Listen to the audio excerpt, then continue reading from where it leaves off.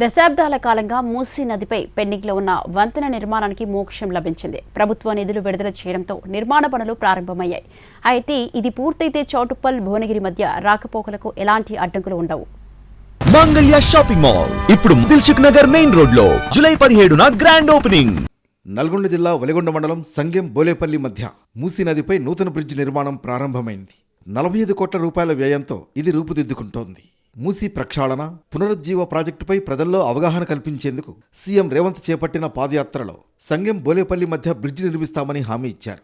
అటు నిధులు కూడా కేటాయించారు. దీంతో స్థానిక ఎమ్మెల్యే అనిల్ కుమార్ రెడ్డి చేతుల మీదుగా పనులు ప్రారంభమయ్యాయి.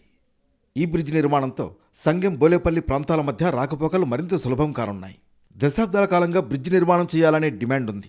మూసీకి భారీగా వరద వస్తే బోలేపల్లి నుంచి సంగెం మధ్య రాకపోకలు నిలిచిపోతాయి.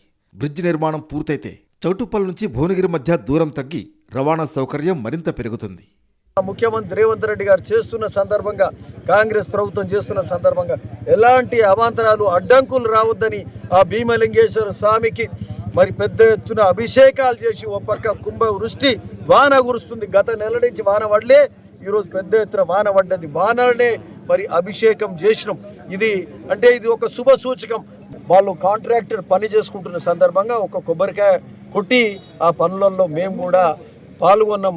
మరి ఆ విధంగా ఈ యొక్క కార్యక్రమాన్ని, బ్రిడ్జ్ కార్యక్రమానికి కూడా మరి కాంట్రాక్టర్స్ వాళ్ళు అధికారులు వచ్చి మొదలు పెట్టుకున్నారు. సీఎం పాదయాత్ర చేపట్టిన సమయంలో సంగెం బోలేపల్లి మధ్య మూసీ నదిపై నూతన బ్రిడ్జి నిర్మాణం చేయాలని ఎమ్మెల్యే విజ్ఞప్తి చేయడంతో తాజాగా దశాబ్ద కాలంగా పెండింగ్లో ఉన్న బ్రిడ్జి పనులకు శంకుస్థాపన జరిగింది. మొత్తానికి ఎన్నో ఏళ్ల కాలం నెరవేరుతుండడంపై స్థానికులు సంతోషం వ్యక్తం చేస్తున్నారు.